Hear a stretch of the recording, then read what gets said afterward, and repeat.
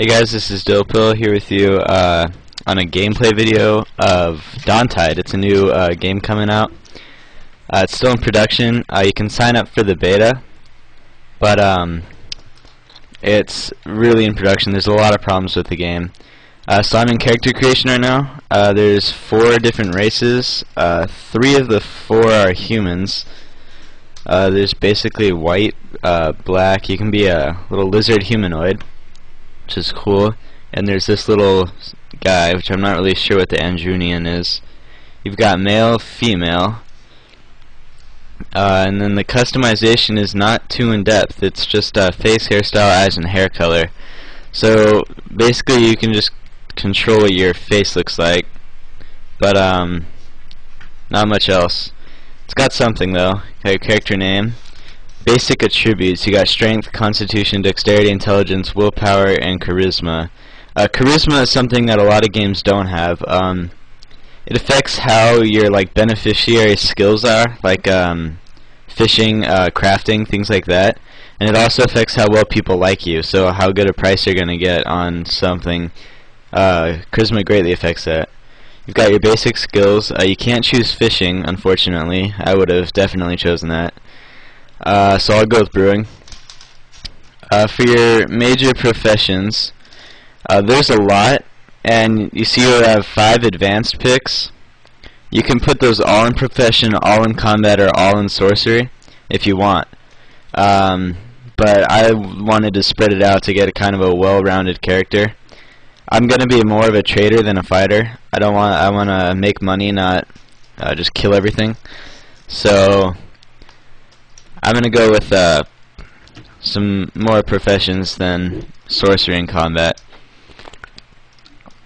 The sorcery is really interesting. I didn't really read anything about the sorcery, so I'm not sure how it works.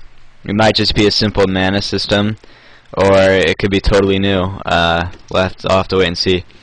I'm going to go with illusion because I want to be able to trick people. That kind of appeals to me. Necromancy is really interesting. Not a lot of games have it. So I'm going to start, load up my character. The game is relatively demanding when it comes to system specs. I'm on really low system specs, and it's still going to run extremely slow, as you'll see in a little bit here. So yeah, make sure you can handle it. I'd turn all of the settings as low as you can if I were you. Otherwise, it won't, unless you have a supercomputer, of course, which I definitely do not have. The game is really in depth as it goes with player-to-player interaction and with player-to-NPC interaction. Players can create factions in this game, and it's basically like a guild system, but when you wage war with another faction, any NPCs that you've hired to guard your faction's territory or anything will sound an alarm whenever they see your enemy faction anywhere, and so you'll instantly know where they are, and you can go and try and catch up to them and kill them. And the death system in this game is really interesting. When you die, everything you had on your body is there. It's on your body still. You don't get that back unless, of course, you have like a friend there to pick it up, or you make it back to your body in time. So here we go. And when you wage war with another faction too, you can siege castles, which the battles can last up to 2 days, I believe I read, in real time. So that would be really interesting to play out. And resources play a huge part in wars. Like how much lumber and food you have determine how well you can siege their castle.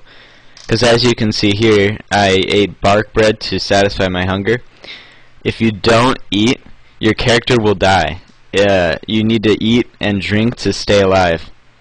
So it's not just to heal yourself. So that's a really interesting concept too. So any food, like bakers and stuff, you could make a lot of money if you sell your wares for cheap, because people will go to you a lot, because everyone's going to need a lot of food. So it's an interesting way to make money in this game. So they've set up a lot of markets around all the cities, which the cities range from a gigantic port city to a really tiny farmer's village. But in the markets, NPCs can buy your goods too, not just players. So let's say you're like a baker, and you have all your wares out, and you're selling it. NPCs can come along, and if they deem that the price is low enough, they'll buy it for you, which is a really interesting way that the game generates money. Killing NPCs does not gather money as well as it does in other games. They guard treasures, like when you're exploring. If you're going to go and you find a gold mine, it's undoubtedly going to be infested with monsters. So you're going to need you and a couple friends to clear them out for you to seize control of the gold there and make a profit. And you can also hire people to, like a bodyguard. You can see I'm going through all my skills here. It's a pretty in-depth armor system. Basic, you have every skill, it's just which one you choose is improved more than the others from the beginning. So, and there's also ocean travel in this game, which the navigation skill comes into part with, but we can't choose the navigation skill at this point in the game, so we're gonna have to wait to see how that works out. But you control the ship yourself. You don't just stand on it like in World of Warcraft. You just stand on the ship and it takes you somewhere. You have to control it, and you have to choose where to go, and you can like board it whenever you want, and you can just hop off whenever you want. You have to actually dock it in a port. So you can go across the ocean to the colonies where there's rare items, I guess you would call them, rare resources that will fetch a much larger price back in the mainland, where they will not fetch quite a price to colonies. They'd be relatively cheap there. So there's one way you can make money is buying in one place low and selling in another place high. So resources do play a huge role in the game. And you can see here when I'm getting the quest from this priestess, I can choose how I want to do the quest. Should we leave him the pagan be, just let him do his thing, or should we go up to him and try and convert him? So I think I'd rather just leave him be. I don't want to start any trouble on my trader character. I want to be a sort of friend to all. So I'm going to choose leave the man be. Let people choose who to believe. And then she says, before she makes her decision, she wants to know more about him, and she wants me to talk to him because I'm not known as a holy man. So of course I'm interested in helping her. You can also see the speechcraft button down here. I can charm her with my speechcraft skills, which I will not do at this point. I'll wait till later to discover how that works. So I'm not even really sure where I am at this point. I'm in some sort of barracks or church maybe, but I'm in quite a large building, which is pretty cool. The details in the game are really impressive.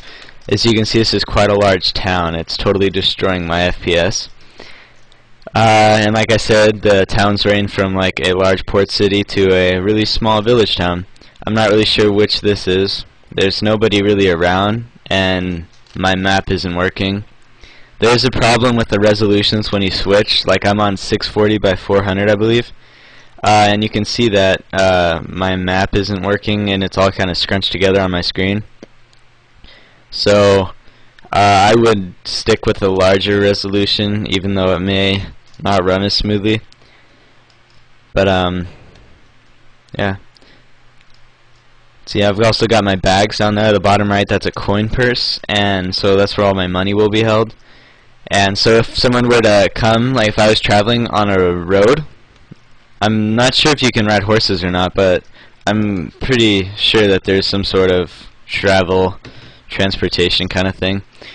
But if they were to kill me, or so mug me, they could just take all the money off my body and any items that they want and leave the rest.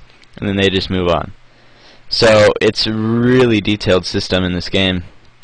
Got a lot of crafting skills. I'm kind of just exploring. I'm not really sure where I am or what's going on. There's not a real tutorial system because, as I said, the game is in really early development. It's not even so much a beta as an alpha. But it's a really good game. I'm definitely going to play it when it comes out, the full. go up here and look. It looks like there's some sort of crafting convention going on. There's a Fletcher right there. So I'm gonna take a look around. See, that guy's making bows. It looks like there's bread over there. This guy looks like a weaponsmith. Whoa, a lot of recipes. And you don't have to learn recipes for your professions from NPCs in this game. A more skilled other player can actually teach you recipes. So it's a really, really detailed game. I can't wait for it to come out in full. I'm running out of time here, thanks to YouTube's little time limits. So comment, subscribe. I'll see you guys later.